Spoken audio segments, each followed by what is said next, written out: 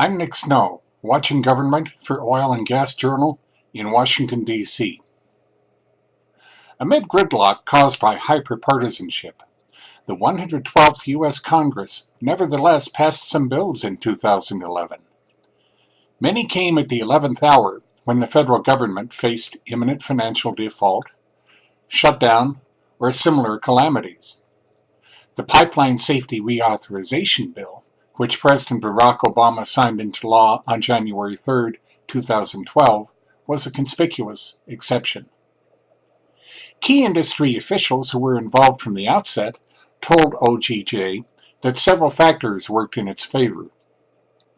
I think the important players in Congress and the stakeholders recognized that the legislation needed to be balanced, said Andrew Black, president of the Association of Oil Pipelines, on January 17th.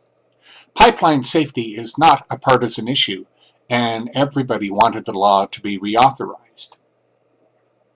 For all the talk of congressional dysfunction, the three jurisdictional committees worked remarkably well with measured, structured processes, observed Interstate Natural Gas Association of America President Donald F. Santa during a mid-December interview.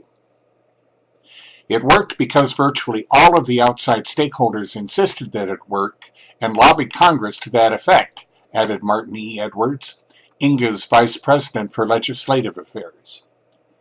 They were all committed to completing reauthorization. That drove members of Congress to seek compromises rather than go to their separate corners.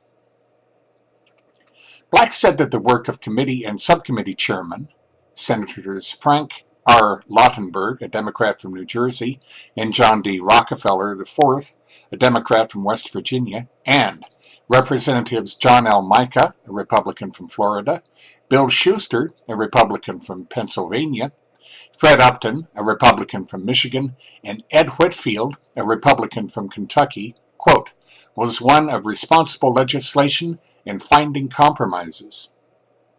The ranking minority members on all the committees and subcommittees also mattered because the bill could have got bogged down at any point if they had not helped move it forward, he added. Two previous federal pipeline safety reauthorizations also meant there were fewer gaps to address. In the hearings and markups, I heard broad acknowledgement that pipelines are the safest way to move fuels, and that the safety records of pipeline industries continue to improve, Black said. Congress apparently thought there was not a need to do something significantly different.